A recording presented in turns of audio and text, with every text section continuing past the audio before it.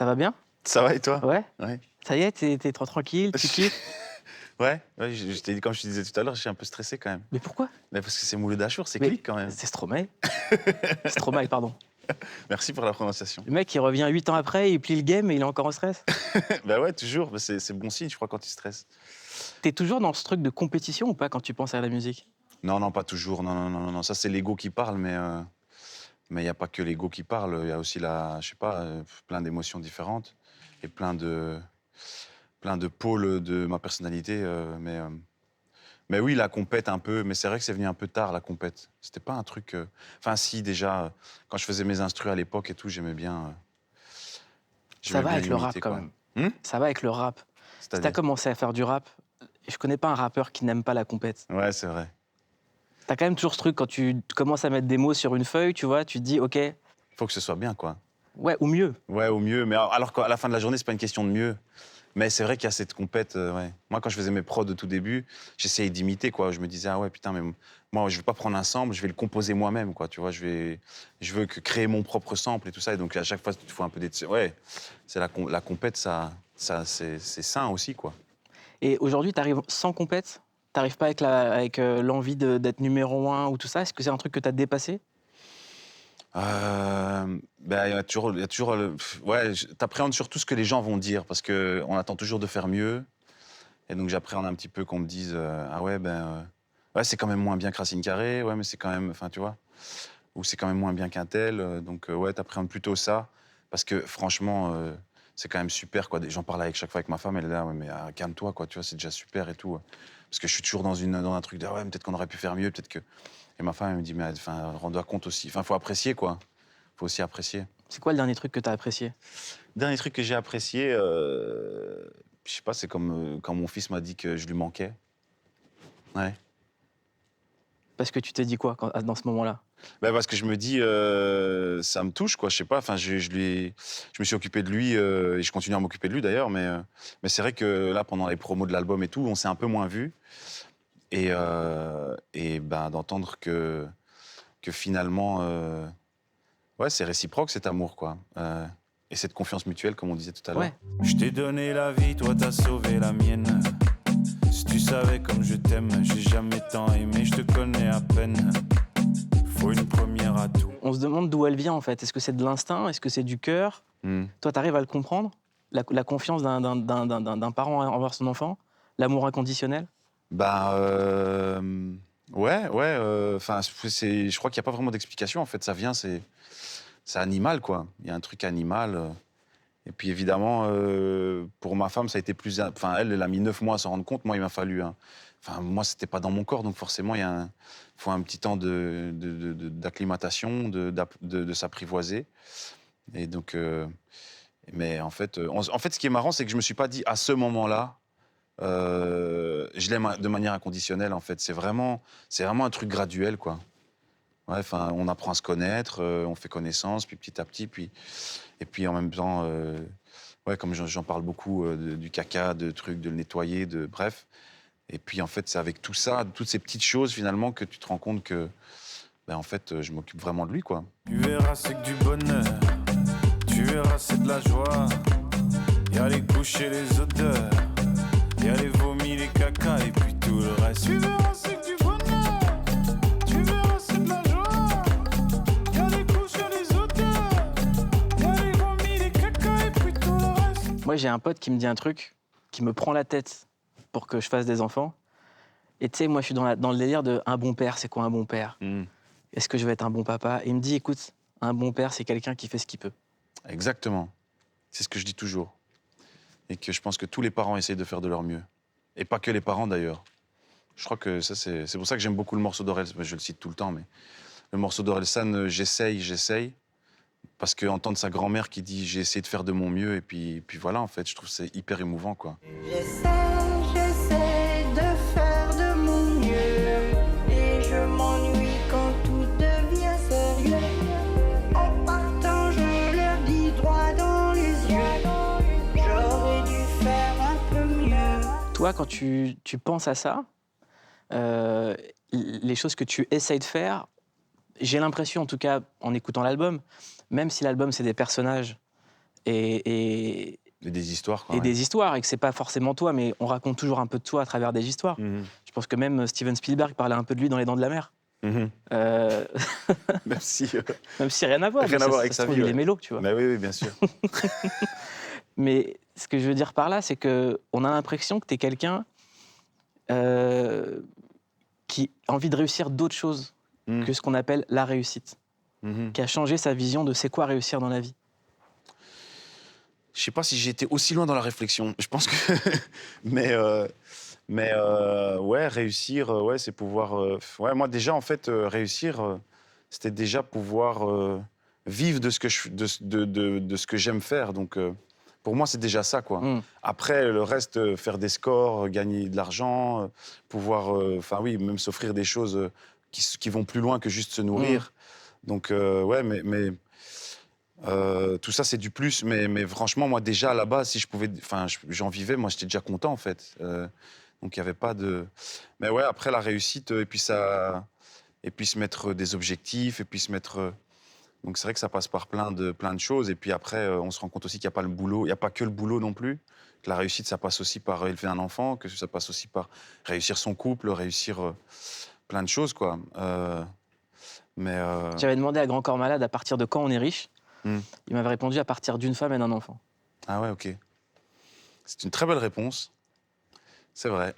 C'est vrai que moi, tu me poserais la question, j'aurais parlé en monnaie, quoi. Mais Mais je te ouais, la non. pose. Ouais, bah oui, en effet. J'aurais pu me raccrocher à Swagon, mais je ne l'ai pas fait. Donc, mais ouais, déjà, une femme, un enfant, et puis riche, ouais, je sais pas. C'est vrai que je me pose souvent la question, en fait, à quel moment on est vraiment riche, à quel moment, genre de manière financière, quoi. Mais ouais, je sais pas, je pense que je sais pas. Déjà, avoir un appartement, c'est déjà être riche, déjà. Mm. Mais bon, je sais que la culture en Belgique, on a plus une brique dans le ventre, comme on dit. Ouais. Donc pour nous, c'est plus important d'avoir un appart. Peut-être qu'à Paris, j'ai l'impression qu'on loue plus des apparts. Et donc voilà, pour moi, déjà, une réussite, c'est déjà avoir son chez-soi, quoi. Et ton chez-toi, c'est un endroit où tu as passé beaucoup de temps ces dernières années. Mhm. Qu'est-ce que tu en as retiré, en fait? Parce qu'on a l'impression que tu as resserré beaucoup de choses. Tu as resserré l'entourage, Mhm. l'entourage créatif, l'entourage personnel. Tu les as mélangés, Ouais, le créatif et le personnel. ouais. Et tu as ton cocon, en fait. Et tu as plein de gens qui font le tour du monde en se disant il faut que j'aille sur une plage hyper loin, sur une île déserte pour créer. Ouais. Toi, il a fallu que tu ailles chez toi. Chez moi, dans la pluie, la grisaille, donc ouais. Un truc que j'ai vraiment appris, c'est vraiment la routine pendant ces temps de composition. Avec ces moments difficiles, ces moments joyeux, et je l'exprime dans Mauvaises et bonnes journées. Aidez-moi, je me sens si seul. Laissez-moi, c'est mon droit d'être déprimé dans mon fauteuil. Mais qu'est-ce que ma journée est bonne, me suis levé du bon pied. Oui, je vais le prendre mon pied et je le lèverai seulement pour la danse de la joie. C'est la danse de la joie. C'est pas pourquoi, un jour ça va pas. Et pourtant, t'as fait exactement la même chose que la veille. Mais je crois que j'ai appris la routine, et puis avec mon fils aussi, avec mon épouse, ouais, en fait, c'est ça que je crois que j'ai appris. Et est-ce que tu t'ennuies toujours aussi vite? Parce que c'est aussi une des... Les gens disent l'album parle de caca, l'album il parle aussi d'ennui. C'est vrai. Ouais, c'est vrai. De lassitude, de quand t'essayes un truc, t'as envie de changer direct. Ouais. Ben, ouais, aussi, c'est vrai, ça parle de ça, mais en même temps, je me suis rendu compte pendant ces 3 ans que c'était bon aussi de s'ennuyer, quoi.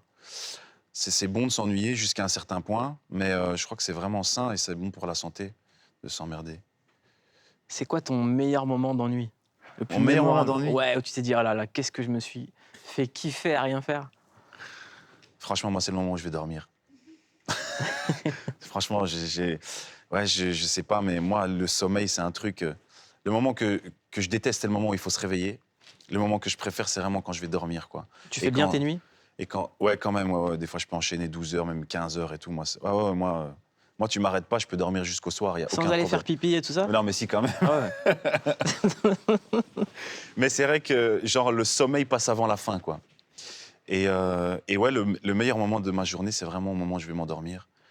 Où là, tu sens, tu vois, tu pars, là, t'es en train de partir, quoi. C'est vraiment magnifique. Tu notes tes rêves ou pas? Non, non. Est-ce que tu rêves déjà? Bah oui, bien sûr, mais pas toujours, mais Moi, mais j'ai comme j'ai tout des le monde, potes, ils quoi. rêvent plus. Hein. C'est vrai? Ils ont trop fumé ou quoi, et ils rêvent plus du tout. Ah ouais, merde. Cerveau cramé. Ah ouais, merde, ouais, ben non. Non, c'est vrai qu'il y avait une période où je rêvais plus, puis en fait, ça revient. Et puis des fois, ouais, puis tu passes par plein d'émotions, et que les rêves, c'est cool. Est-ce que quand tu as commencé la musique sur cet album, je dis bien commencer la musique, Mhm. parce que je pense qu'il y a un moment où tu as dû essayer des choses et il y a un moment où ça a commencé. Ouais. Est-ce que quand tu as commencé, ton entourage a dit ça y est, il est reparti, on est sur un truc qui est sérieux, Mm. il est remonté sur la bicyclette, quoi. Ouais. Ben, c'est pas très cool par rapport à mon frère, parce que c'est vraiment avec lui qu'on partage vraiment la musique et tout ça. C'était des longues discussions dans le studio et tout ça. Mais en fait, c'est pour l'enfer, en fait, c'est ma femme qui était derrière la porte. En fait, c'est quand j'avais encore mon studio à la maison, avant qu'on achète les bureaux et tout, et que j'ai mon studio vraiment à mon bureau et que je fasse mon 9-17, tu vois, mon espèce de petite routine et tout. En fait, là, je bossais à la maison et j'ai fait l'enfer. Et elle était derrière la porte et elle m'a dit qu'elle avait été émue parce que, peut-être par rapport à ce que je racontais, mais aussi surtout parce que j'étais remonté sur la bicyclette. Et elle se disait, ah, ça y est, mon homme est de retour. He's back. Je suis pas tout seul à être tout seul. Ça fait déjà ça de moins dans la tête. Et si je comptais combien on est? Beaucoup. Tout ce à quoi j'ai déjà pensé. Dire que plein d'autres y ont déjà pensé. Mais malgré tout, je me sens tout seul. Du coup, j'ai parfois eu des pensées suicidaires, j'en suis peu fier. On croit parfois que c'est la seule manière de les faire taire. Ces pensées qui me font vivre un enfer. Ces pensées qui me font vivre un enfer.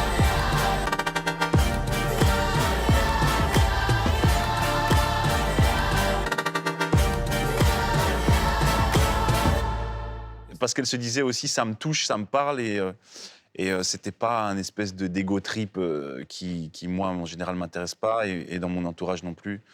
Moi j'aime surtout des chansons un peu universelles, des trucs qui touchent les autres, quoi. Mm. Ouais, et avec une définition particulière du mot populaire. Ouais. C'est-à-dire que c'est une adaptation francophone du pop à l'anglaise, en fait. C'est-à-dire qu'on peut faire des trucs de bon goût qui concernent tout le monde. C'est vrai que c'est un peu notre politique avec mon frère, avec ma femme. On se dit toujours que on n'aime pas trop toutes les sortes de snobisme et tout ça.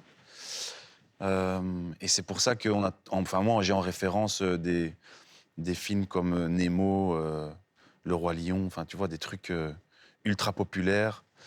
Mais ça n'empêche pas d'être de qualité non plus, quoi. Je pense qu'il y a moyen de mêler les deux. Ah ouais. Il Et c'est vrai que n'y a souvent- pas plus deep que Bambi.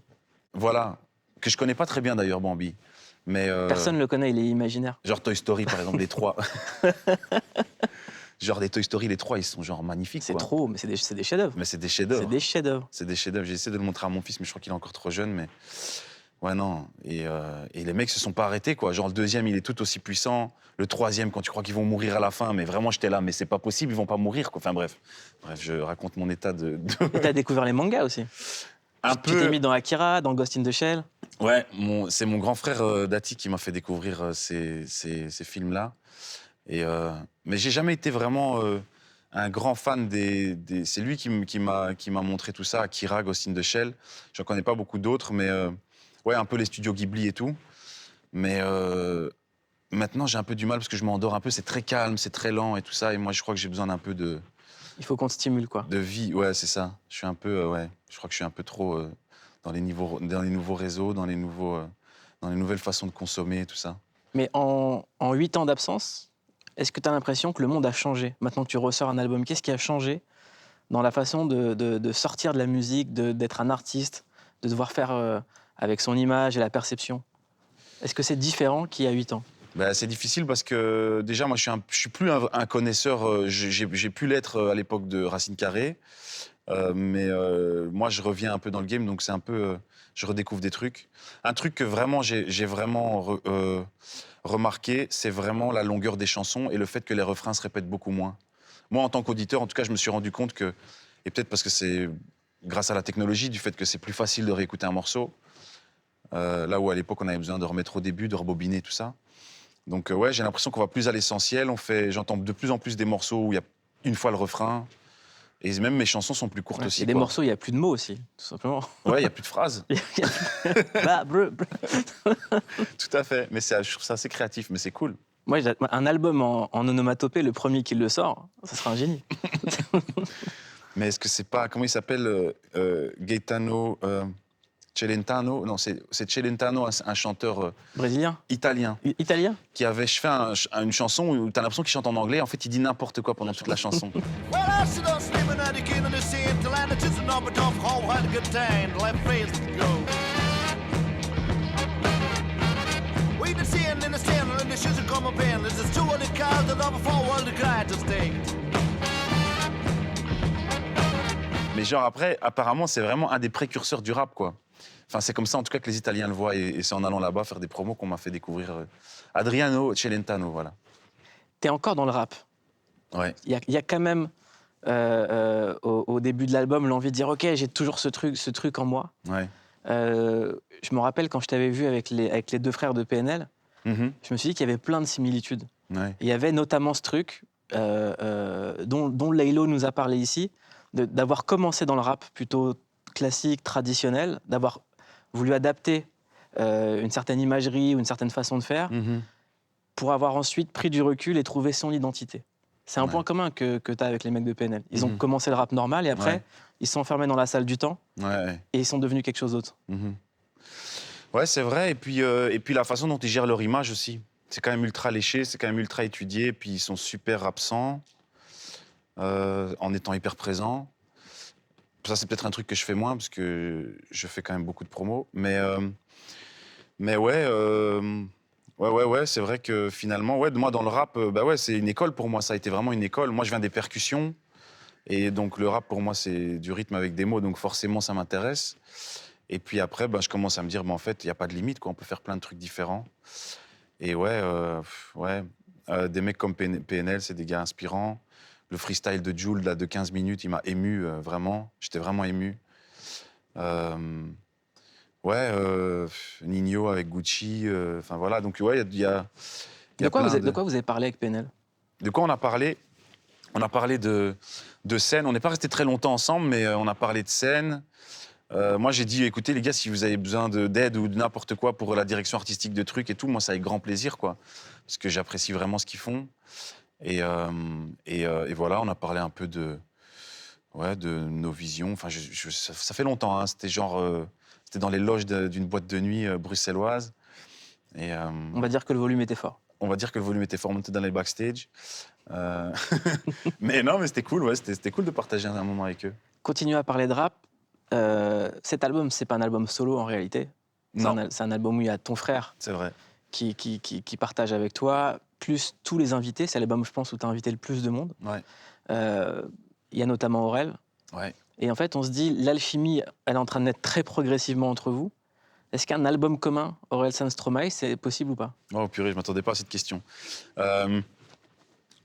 Franchement, je sais pas, pourquoi pas, mais j'ai pas envie de m'engager sur un terrain glissant, tu vois, mais moi, franchement, pourquoi pas. Sincèrement, il faudrait que ce soit logique et que ça fasse sens et on ait l'envie au même moment, parce que je crois que c'est une histoire de ça, finalement. Mais ouais, mais je crois qu'on s'apprécie vraiment beaucoup. Donc, en tout cas, d'un point de vue amour réciproque, il n'y a pas de problème. Après, c'est une histoire de timing. Et ouais, après, je réfléchissais aussi l'autre jour, je me disais, tiens, ce serait marrant de faire genre un album qu'avec les artistes belges, un truc du genre et tout. Et puis après, je me suis rendu compte aussi de la complexité de faire ça. C'est que c'est bien, sur le papier, d'avoir un... Après, il faut gérer... Là, je pense que Aurélien et moi, c'est juste deux égos à gérer, ça va. Mais si tu fais un artiste genre avec que les artistes belges, ça fait genre... Il faut gérer plein de gars. C'est genre, ouais, c'est chaud, quoi. C'est vraiment compliqué. Déjà, juste gérer un album, juste pour moi, avec tous les gens qui ont collaboré... Alfredo Coca, Moon Willis, mon frère... Enfin, et puis garder la direction. Et, Parce qu'il y a un truc marrant avec Coral et toi, c'est que pour préparer cette conversation, j'ai écouté vos entretiens tous les deux et à chaque fois, ça lâche de « Non, mais il y avait ce morceau qui traînait. » Et puis on s'est rappelé et on s'est dit, tu te rappelles ce refrain ? Ouais. Ah ouais, j'ai cette idée sur ce couplet et tout. Je me dis, combien de morceaux ils ont coffrés ensemble en fait ? Mais pas tellement. Parce qu'à chaque fois, c'est des trucs que vous ressortez des tiroirs. Ouais. Bah ouais, mais oui, pour la pluie, c'était vraiment ça, quoi. Moi, j'avais laissé ce truc dans un tiroir. J'avais fait un couplet et il m'avait dit qu'il était vraiment nul. Et c'était pas le seul d'ailleurs qui m'avait dit qu'il était nul. Et puis finalement, il m'a dit, ouais, mais tu te souviens de ce refrain, la pluie et tout. Je dis ouais, ok, bah ouais, moi je vais jamais l'utiliser, donc vas-y en fait. Mais et donc finalement, bah, il a fait un super morceau dessus. Je connais la campagne et ses gros sabots, où ça vole pas haut, les ragots et les oiseaux. Toujours autant de pluie chez moi. Toujours autant de pluie chez moi. Mais il fait quand même beau, il fait beau, il fait beau, il fait beau. Chez moi il fait beau.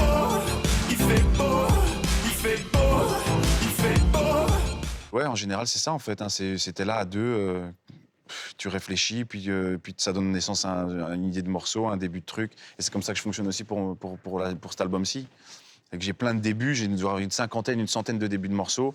Et puis quand tu vois que ça sent le sapin, tu dis, bon, c'est bon, je vais recommencer sur un autre truc parce que c'est un peu moyen. Ou bien quelqu'un d'autre, ou mon frère me le dit, ouais, c'est un peu bizarre. Ou des fois ma femme, quand j'ai voulu faire un morceau sur le conspirationnisme, elle m'a dit, non, franchement, c'est flingué, laisse tomber. Et donc, alors que mon frère et moi, on était à fond et tout, ouais, je crois qu'il y a un truc, on tient un truc et tout. Et en fait, on se disait, non, mais on n'a pas assez de recul, en fait. Et surtout, c'est dur de convaincre les convaincus. Par rapport à... De leur faire changer d'avis, en fait. Ouais, c'est ça. Et puis surtout, c'est difficile. Enfin, un truc que je déteste faire, c'est être moralisateur, tu vois. Et c'est ce que j'essaye d'éviter à chaque fois dans tous mes morceaux. Il y en a toujours une un peu cachée, mais elle n'est pas vraiment là non plus.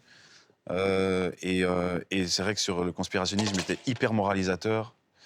Et c'était pas super. Mais je trouve que l'écueil qui est super dur quand on arrive, on se dit, voilà, je suis pas là pendant 8 ans, on m'attend sur certains sujets super durs parce que j'ai toujours été le gars qui fait des morceaux tristes avec de la musique joyeuse. Ouais. L'écueil, il doit être super dur à éviter quand on est en studio, qu'on écrit, en fait. On doit se dire, OK, comment je fais pour ne pas faire un catalogue de malheurs ou bien la liste des problèmes. Ouais. Et je trouve que ce que tu as utilisé, et en tout cas ce que moi j'aime dans cet album, c'est l'humour.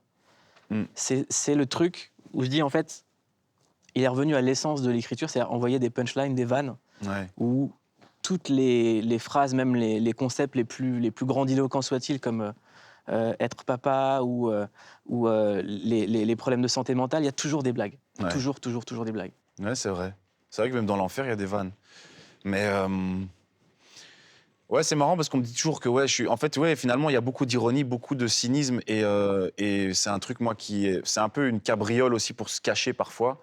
Mais en même temps, mais moi, j'aime bien faire ça, quoi. Mais c'est marrant parce que je me suis jamais trouvé être un mec qui fait des punchlines, et ça me fait plaisir, le compliment que tu me fais.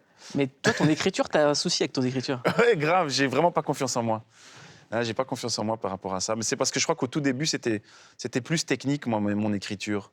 J'aimais bien les rimes, j'aimais bien faire les rimes les plus riches et tout ça. Et puis, Tu comptais les syllabes. je comptais les syllabes, exactement. Et d'ailleurs, je cherchais d'abord les mots qui rimaient avec les rimes les plus riches. Et puis, je commençais à écrire. Je me disais, OK, après, je ferai une phrase avec, tu vois. Ce qui est complètement bizarre, en fait. Parce qu'après, j'ai appris à raconter des histoires grâce aux gens que j'ai croisés. Et voilà, quoi.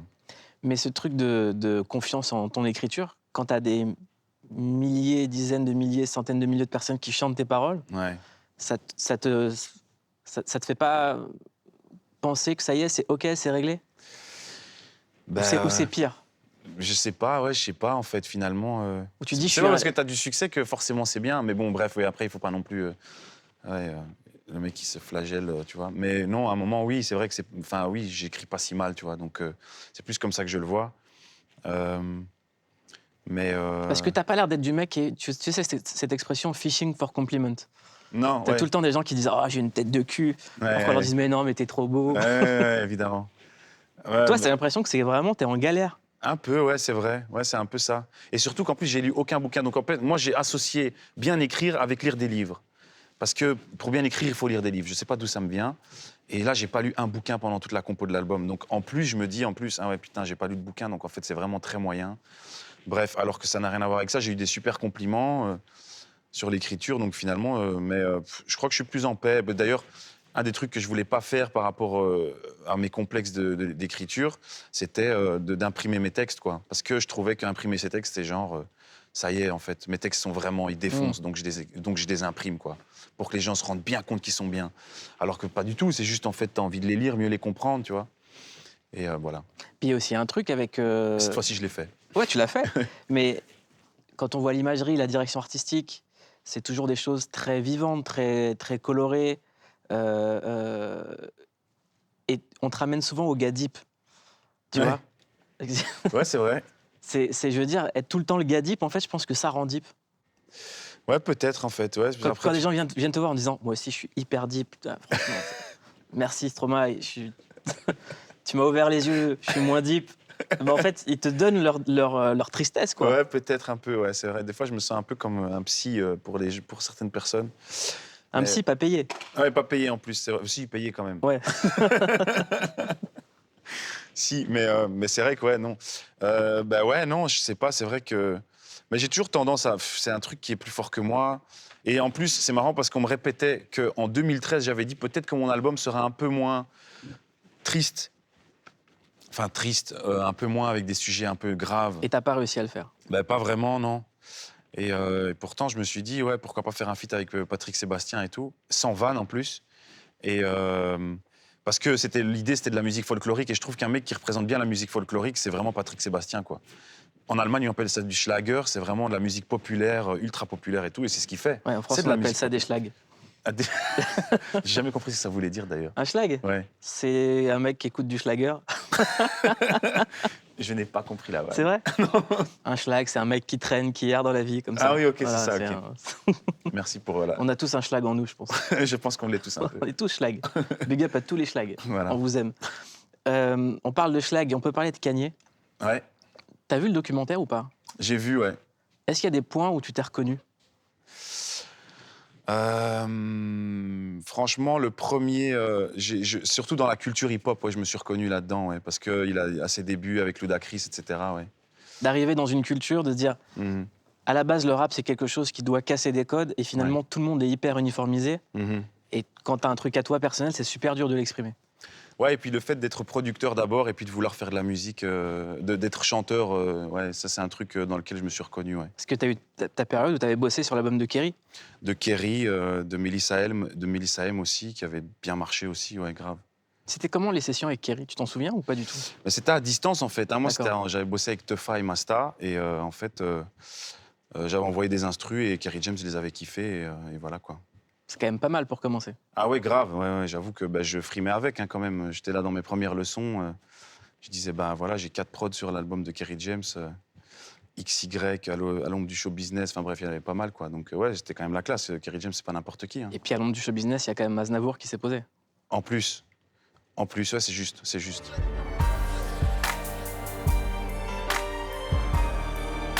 À l'ombre du show business. À l'ombre du show business. À l'ombre du show business. À l'ombre du showbiz. Autre documentaire sur lequel je voulais t'interroger, c'est celui d'Orelsan. Ouais. Est-ce que celui-ci t'a parlé aussi? Grave, et parce que je trouvais qu'il était vraiment bien fait. Mais vraiment là, d'un point de vue Esthétique. d'un point de vue narration, c'était assez bien foutu. Il y avait des images en or, à ses tout débuts et tout. Et la qualité même du son, etc. Enfin bref, on pouvait bien suivre et tout, plus que dans celui de Kanye où des fois c'est un peu bordélique et tout, c'est difficile à comprendre. Mais dans non, je trouve que vraiment, pour moi, un des meilleurs docus d'artistes que j'ai vu, c'était vraiment celui d'Orelsan. Bon, désolé, à chaque fois je lui lance, je jette des fleurs, mais Vous allez finir ensemble, vraiment. dans les bacs. Ouais, dans les bacs, merci, ouais. Le truc de Kanye, Votre histoire, elle est assez folle. Ouais, Il se pose sur le remix de alors on danse. À la Danse. Unfortunately for the rest of y'all, I'm way better than the best of all. And even though they focus on just the flaws, it's still gonna annihilate the festivals. And we still gonna sip the Dom Perignon. And still gonna eat the filet mignon. And yeah, I've been known to cover up my eyes at the Arabian. Alors on danse. Alors on danse. Alors on danse. Alors on danse. Alors on danse. Moi, je me rappelle, j'étais aux États-Unis. Déjà, je t'entends à la radio, j'étais trop content. Ouais. Et il y a Kanye derrière sur un couplet. Et Pusha T aussi. Et Pusha T, ce qui est complètement quand même fou quand on y pense. Mhm. Et quand tu es à Coachella, il débarque par surprise. Ouais, ça c'est aussi un truc. Personne t'avait dit qu'il allait débarquer. Bah non, je pense jamais. que lui-même ne savait pas qu'il allait Je débarquer. ne pense pas non plus. Et je savais même, je pense qu'il est arrivé, il a entendu Alors on danse, il dit bon bah voilà, c'est mon morceau, j'y vais, tu vois. Bah ouais, c'était vraiment bizarre quoi. Moi je suis là sur scène. En plus c'est mon deuxième Coachella et franchement je me fous la pression parce que je me dis il faut quand même. J'ai pas envie de repartir de là en me disant t'as fait un show moyen et tout, donc on se fout vraiment la pression. Et vraiment, je me souviens encore de ma publiciste là-bas, Alexandra Baker, qui me dit, elle a dit, c'est la cerise sur le gâteau, quoi. Parce que vraiment, on avait fait les 2 shows, c'était bien passé. Je coachais là, pour ceux qui savent pas, c'est toujours 2 shows, 2 week-ends. Et en fait, ouais, le voir arriver comme ça, c'est vraiment avoir un peu l'approbation, quoi, de ton parrain, un peu qui vient dire, bon bah, moi j'approuve, quoi. Et j'avoue, venant de lui, c'est quand même assez cool. Et d'ailleurs, on me fait faire des bonds de 2 mètres. Vous avez discuté ou pas? Vite fait après, ouais. Il m'a dit, tiens, ce serait bien que tu fasses un clip pour moi. Je dis, bah écoute, avec plaisir. Et puis bon, après, la vie fait que, voilà, tu vois ce que je veux dire. La vie de Kanye fait que... Ouais, voilà. Moi, je voulais ton avis sur un truc, un move que je trouve génial, c'est son rapport à l'industrie du disque, Mhm. où en gros, il explique que les artistes sont en train de devenir enchaînés par les plateformes, Mhm. et il a sorti son lecteur. Ouais, mais j'ai pas bien compris, moi, ce truc. Je te l'ai ramené pour que tu essayes. Ah oui, ok, carrément. Parce Trop que bien. moi, j'arrive pas à comprendre. Mhm. Enfin, je trouve ça incroyable, mais je pense que toi, tu vas mieux savoir le faire marcher que moi. Mais en fait, en gros, c'est des. Donc, t'as les voix, t'as les instrus, C'est ça. t'as les trucs, c'est ça. Ça s'appelle le stem player, et en fait, tu as les pistes séparées, Ouais, c'est ça. et tu peux mettre un morceau.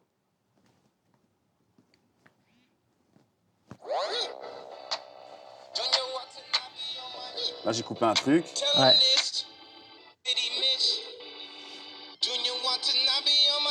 Ok.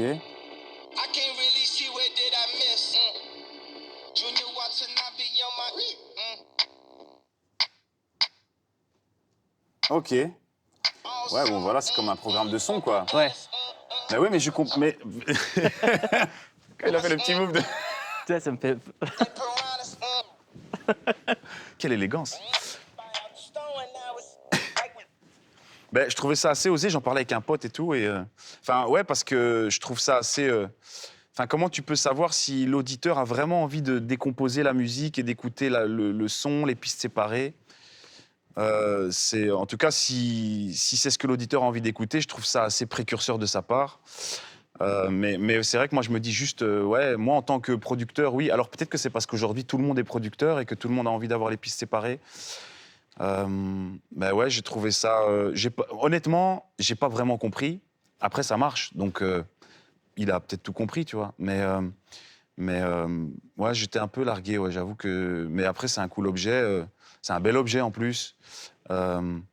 Mais c'est vrai que pour les auditeurs qui écoutent de la musique comme ça, tu vois, tranquillement, je sais pas s'ils ont vraiment envie de... Mais je crois qu'il en a vendu 1 million, c'est ça, non? Ouais, énormément, mais Ouais. surtout, Ah non, peut-être 200 000, je crois. Je sais pas 200 combien. 000, je crois que ça lui a rapporté beaucoup plus Ah que ouais. s'il sortait un album. Mhm. Mais surtout, en tant qu'auditeur, moi, je trouve qu'il y a un plaisir incroyable, c'est-à-dire que tu peux écouter un album quasiment à l'infini. Ouais, Tu peux le remixer, tu peux écouter des pistes séparées, tu Ouais. peux jouer avec, ouais, c'est vrai. et ça rend le truc très ludique. Et je trouve que c'est un plaisir qui était pour l'instant réservé aux gens comme toi, aux producteurs. Mhm. J'imagine que toi, tu n'écoutes pas ton album de la même manière que moi quand tu es dans ton studio. Non, non. Tu peux t'amuser à faire des cuts, des trucs. Ouais, tout à fait. Mais en fait, finalement, il revient à ce qu'on faisait à l'époque, en fait. C'est sur les vinyles, tu avais toujours au dos, tu avais l'instru et les paroles, quoi, finalement. Finalement, en fait, ouais, il est revenu au basique, en fait, ouais, finalement. Mais ouais, ouais, c'est vrai que ça, c'est un truc... Et c'est ce que je disais sur la presta de l'enfer, par exemple, à TF1. C'est que moi, en fait, j'étais tellement dans le mix et dans le master et tout que, limite, les paroles, j'y prête même plus vraiment attention. Je me dis, OK, je répète, face cam. Il faut que je fixe la caméra, chose que j'ai pas l'habitude de faire parce que moi, en général, j'aime bien, tu vois, danser, bouger et tout. Là, je me dis, je vais faire vraiment un exercice où je suis face cam et je fixe la caméra. Et puis, en fait, après, je me rends compte de ce que ça produit. Et puis, en fait, tu te dis, bon, en même temps, c'est vrai qu'en allant chercher le 20h le dimanche sur TF1, c'est sûr qu'on s'attendait à ce qu'il y ait des retombées, mais pas à ce point, quoi. Ce qui est intéressant dans ce que tu dis, c'est ton rapport à la musique. C'est-à-dire que tu me dis que tu fais 9h, 17h en studio, Ouais. que quand tu es à la télé, tu es en mode robotique. Dans les leçons, on voyait que c'était ta passion et que tu étais hyper heureux. Chapitre numéro 2, les cuivres. Je proposais une petite mélodie qui faisait... 1, 2, 3, 4 et...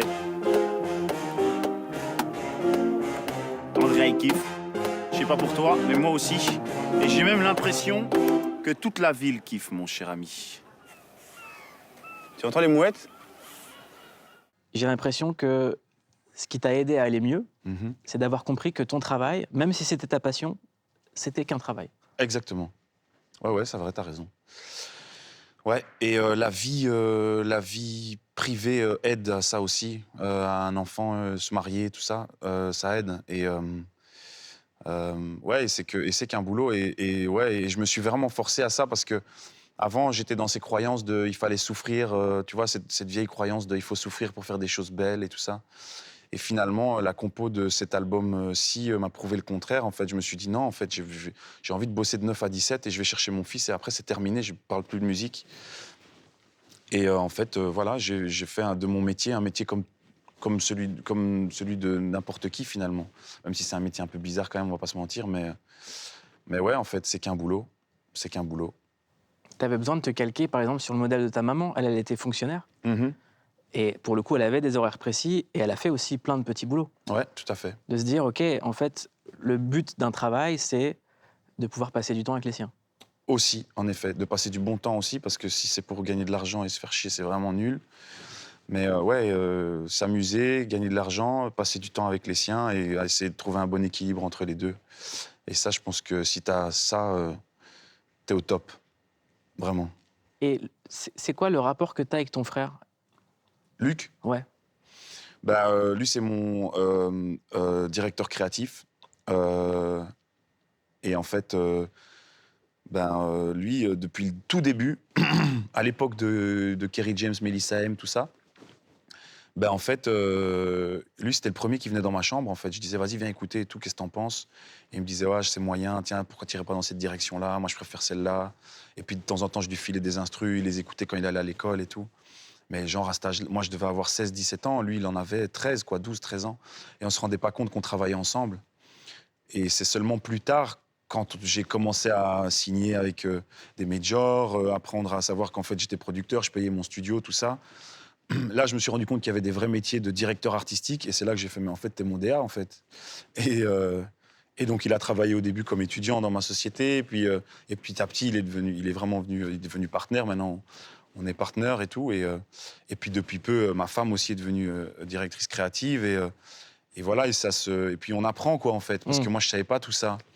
Et même pour lui, c'était dur de faire sa place aussi. Parce que ça n'a pas toujours été facile, quoi. Parce que se faire une place dans des milieux, des fois, voilà, des majors et tout, c'est un milieu quand même compliqué, des fois. On peut parler de ta femme? Ouais. Parce que je pense que se faire sa place dans la mode, c'est aussi quelque chose d'encore très dur. Parce que c'est un milieu extrêmement snob, extrêmement fermé, qui tend à s'ouvrir depuis l'arrivée de gens comme Virgil Abloh. Mais ça reste quand même quelque chose de très codifié. Est-ce qu'elle affronte aussi des difficultés? Ouais, grave. C'est vrai que ce projet-là aussi, en fait, au tout début, vraiment, quand on a lancé la marque, c'était en 2014, la marque Mossart, en fait, on savait dès le début que c'était, en Europe du moins, c'était très mal vu d'être artiste et d'avoir sa propre marque de vêtements, d'associer, en tout cas d'essayer de cumuler les casquettes et tout ça. Par rapport à votre ambition, en tout cas. Par rapport à notre ambition. Et en fait, et très tôt, on s'est dit, on va essayer de scinder les deux, quoi. Donc, on a été faire des choses chez Colette, faire des trucs qui étaient déjà un peu approuvés, avoir un espèce de tampon de la mode qui dit OK, on dit OK, quoi. On approuve. Et voilà, et donc au début, on marchait vraiment sur des œufs, mais vraiment. On essayait vraiment de scinder les deux, de pas trop mélanger musique et mode. Et aujourd'hui, c'est beaucoup plus décomplexé. Je pense que peut-être que les anglo-saxons ont déteint sur nous pour ça. Et en tout cas, aujourd'hui, ouais, on est beaucoup plus décomplexé, quoi. Je suis en interview ici, je te parle de musique, je te parle de mode. Il n'y a pas de problème, tu vois. Je dis que j'ai une marque de vêtements. À l'époque, je ne l'aurais peut-être pas fait, tu vois. J'aurais À essayé de l'époque, t'aurais scinder fait les du deux. merch. Non, pas forcément. Non, justement, j'essaie d'éviter le merch en plus. Mais on t'aurait dit c'est du merch. Ouais, exactement. Ou soit on m'aurait dit c'est du merch, soit c'est encore un de ces artistes qui veut faire une marque de vêtements et qui fait des trucs nuls. Et moi, c'est pour ça que c'est pour ça que j'ai travaillé avec ma femme, parce que je voulais quelqu'un dont c'est vraiment le métier. Elle t'a aidé sur la DA totale de l'album. Vous êtes en osmose là-dessus. Sur les coupes de veuches. Après, franchement, sur la DA et musicale de l'album, c'est vraiment lui qui a vraiment Ouais. pris le lead. Sur... Faut pas lui retirer J'aimerais qu'on parle des veuches. les vœux. Ouais, c'est vrai que c'est important. En fait, on a fait. Parce que une fois que tu dis OK, c'est super les veuches, c'est stylé, on fait une photo avec les veuches, il faut le refaire, Ouais. les veuches. Ouais, tout à fait. C'est du boulot. Mais en fait, ma femme, elle a fait des recherches et tout ça de cheveux. Et en fait, sa meilleure amie est coiffeuse. Elle s'appelle Alicia Dubois. Elle est là. Et en fait, et donc c'est elle qui a fait les photos. C'est elle qui a fait les coiffures sur la pochette. Et en fait, dans la direction de l'album qui était folklore, moi, j'avais décidé de me laisser pousser les cheveux et je voulais m'amuser avec ça. Mm. Et donc, je me suis dit, bah, allons-y, quoi. Et donc, ma femme a commencé à chercher des photos, elle s'est échangé des trucs avec Alicia. Et puis, finalement, on est tombé d'accord sur certains trucs, quoi. Et donc, moi, j'ai dit, bah, vas-y, moi, j'ai envie de m'amuser avec ça. Je savais pas que c'était aussi relou, pour être honnête. Parce que si on est complotiste, est-ce que c'est pas un complot de ta meuf pour que son gars ne fasse rien à part s'occuper de ses veuches? Je pense qu'il y a un peu de ça, ouais. Parce que je savais pas que c'était aussi relou, franchement. Les lisseurs et tout, les trucs, franchement, 1 heure de préparation et tout, je me dis, waouh, purée, franchement, les meufs, sincèrement, chapeau, parce que... Et surtout, celles qui sont qui sont devant la caméra, quoi. Je pense à Yana Nakamura, Angèle, Clara Luciani, qui doivent se préparer et tout. Je me dis, purée, les pauvres, quoi. En fait, c'est vraiment du boulot, quoi. Mais c'est vraiment relou, mais vraiment, hein. Elles ont d'autres trucs relous, encore plus que Ouais, ça, le je crois. maquillage, le truc, ouais, en plus, bref, être une meuf en plus dans ce milieu et tout, franchement, elles sont courageuses. Tu dis un truc intéressant sur le féminisme, tu dis c'est à la mode, mais ça changera pas tant que ça nous arrange. C'est vrai. Bah ouais, parce que c'est ça, c'est la vérité, en fait. Mais faudrait surtout pas que madame porte la culotte. Même si la charge mentale, on sait bien qui la porte. Et si être féministe est devenu à la mode, c'est toujours mieux vu d'être un salaud qu'une salope. T'inquiète pas, ça va aller, faudra bien que ça change. Ça prendra quelques années, vu que ça nous arrange. T'inquiète pas, ça va aller, faudra bien que ça change. Ça prendra quelques années, vu que ça nous arrange. Et d'ailleurs, j'ai hésité à mettre ce morceau sur l'album, mais en même temps... Pourquoi t'as hésité? J'ai hésité parce que... Trop message frontal? Non, ouais, déjà, il y a ça. Puis il y a un truc un peu moralisateur, c'est un truc que j'aime pas trop. Et puis en plus, c'était tellement un sujet d'actualité que je me suis dit, ouais, ça fait un peu le mec qui surfe sur la vague et tout. Et puis en fait, je me suis dit, non, il n'y a pas beaucoup d'hommes qui en parlent, et c'est notre boulot, parce que ça en est concerné, en fait. Donc je me suis dit, et finalement, c'est pas parce que Grand Corps, il l'a fait, que, en fait, moi, j'ai pas un point de vue différent. Finalement, c'est pas une histoire de mieux, moins bien, avant, après. C'est une histoire de moi, j'ai mon point de vue sur la question, et je pense qu'il est intéressant comme celui de n'importe qui. Et puis c'est même pas, je trouve, une question que sur le féminisme, une question sur les minorités en général, ce morceau. Ouais. Sur dominé, dominant, Ouais, les conditions des dominés ne changeront pas tant que ça arrange les dominants. exactement. Et c'est par rapport à ça qu'on est concerné. Sur le sujet du féminisme, en tout cas, c'est par rapport à ça qu'on est concerné. Mais ouais, en effet.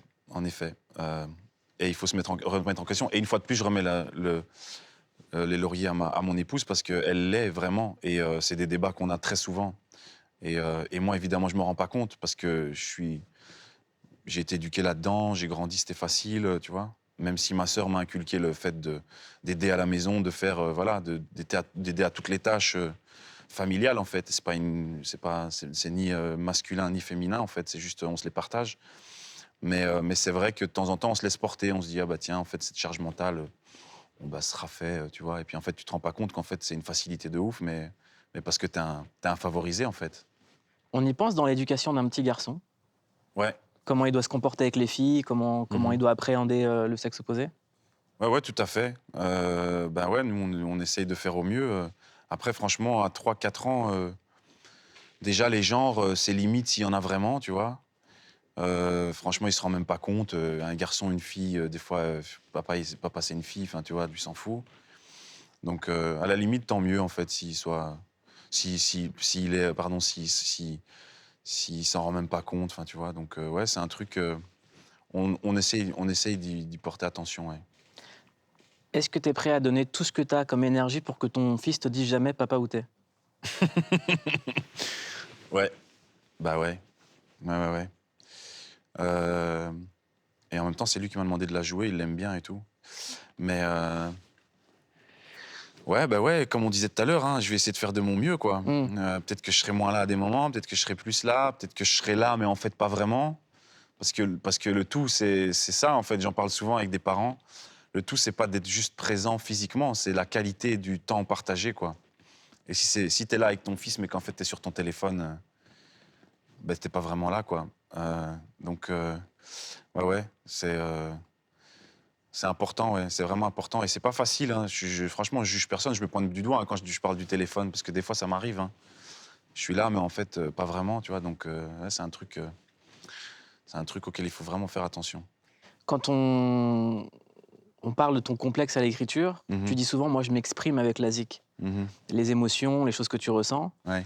Je sais que tu as ton téléphone sur toi. Ouais. Si là, avec ton téléphone, tu devrais exprimer ta vibe, qu'est-ce que ça pourrait donner, par exemple? Avec mon téléphone? Ouais. Mais quoi, je dois sortir... c'est quoi? Tu fais ce que tu veux, frère. Bon, je vais te sortir un truc que j'ai utilisé souvent. C'est sur GarageBand. C'est ta mélodie pentatonique? Ouais, exactement. Ouais, sors autre chose. C'est beau, les mélodies pentatoniques. Je vais te sortir autre chose, alors je vais te sortir... Tu veux savoir à quel morceau j'ai préparé l'interview? Vas-y. C'est pas un morceau de Watt. Non, vas-y. Mais pour mettre dans la vibe, en fait. Mhm. J'écoutais ça tout le temps. C'est qui ça déjà? Ace of Base. C'est stylé, ça.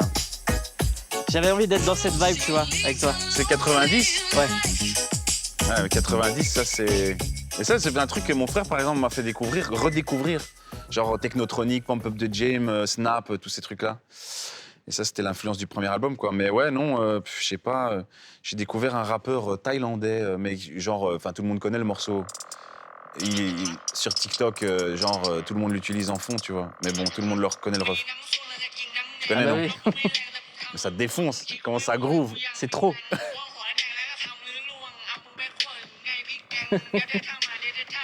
Et en fait, je crois qu'il parle de boisson, parce que je suis tombé sur une Thaïlandaise, je lui dis, ouais, il raconte quoi en fait? Et tout, elle m'a dit, ouais, non, c'est un truc, je crois qu'il parle de Fanta ou un truc du genre.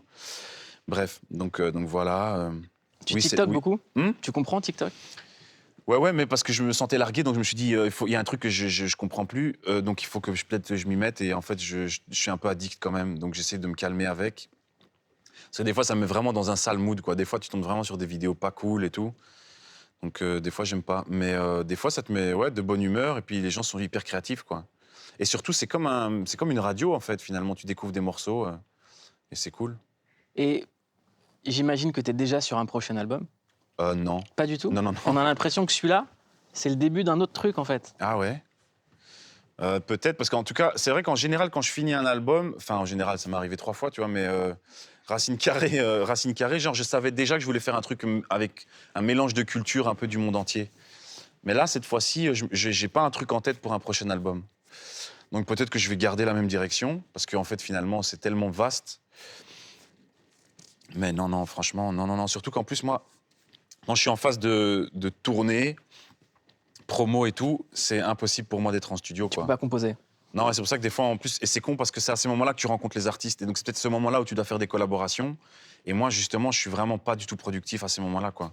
Je peux aller en studio. Moi, pour faire quelque chose de bien, il me faut avant d'avoir des bons morceaux sur des trucs intéressants sur Multitude, il m'a fallu 6 mois, quoi. Au début, ça ressemble vraiment à rien du tout. Mais est-ce qu'il faut de la maturité artistique pour savoir quand on n'a pas le jus? Tu vois? Non, mais là, c'est là que mon frère, il intervient, quoi, parce qu'il a vraiment le recul. Et lui, il me dit, ouais, c'est moyen, ou là, c'est bien. Parce que franchement, moi, si je m'écoute, ben, je me dis, ouais, ça défonce et tout, c'est trop bien et tout. Et puis en fait, non, enfin, non, t'as vraiment, non, pour moi, en tout cas, c'est impossible d'avoir le recul. Et quand on te propose un truc, une collaboration, ta première réponse, c'est oui ou c'est non tout de suite? Est-ce que c'est l'envie qui prime ou ton frère peut dire, écoute, là, c'est pas le moment, stratégiquement, c'est pas super, ce que vous allez donner, c'est pas non plus ouf par rapport à la cohérence globale de ce qu'on fait en ce moment? Non, non, c'est une décision que je prends, mais en même temps, c'est vrai que je suis plutôt du genre à dire non parce que comme le planning, tu vois, est bien organisé, genre là, mon planning, il est presque booké jusque mi-2023, quoi.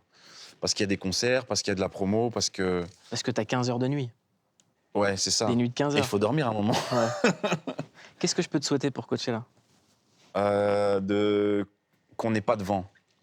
Alors, je t'explique pourquoi. Parce que si on a du vent, en fait, les bras robotisés là qu'on utilise, en fait, on peut pas, si on a plus de 25 km/h de vent, on peut pas les utiliser. Parce qu'il y a des écrans LED dessus. Donc, on a 10 bras robotisés avec chacun un écran LED. Et ensemble, ça forme un grand écran. Et j'ai vraiment envie de montrer cette scéno là-bas. Parce que avec Charles, Olivier, Aurélie, donc les gens d'Augury qui sont mes coproducteurs, ben, on s'est vraiment fait chier pour faire ça, avec Kuka aussi, donc la marque de robots. Et puis ça nous a coûté une blinde de les ramener jusque-là. Il faut les amortir. Faut les amortir, vraiment. C'est quoi les erreurs que tu as pu commettre avant, que tu penses que tu ne veux surtout pas reproduire? Le surmenage. Me laisser... Mais je suis pas sûr que ça m'arrivera de nouveau parce que c'est plus comme avant. Avant, le boulot, c'était vraiment presque toute ma vie, quoi. Et là, maintenant, franchement, quand j'ai fini ma journée, j'ai juste envie de rentrer chez moi, de me poser. Donc voilà. Mais non, ouais, ça, c'est un truc que j'aimerais qu'il m'arrive plus. Mais ça va pas t'arriver. Non, merci. Ça C'est se voit? gentil. C'est gentil. Ouais. Là, c'est moi le ouf, c'est pas toi. Je te souhaite tout le meilleur, mon vieux. C'est gentil, C'est vraiment. un kiff de parler avec toi. Merci beaucoup. Et c'est réciproque. Merci beaucoup. Merci à toi.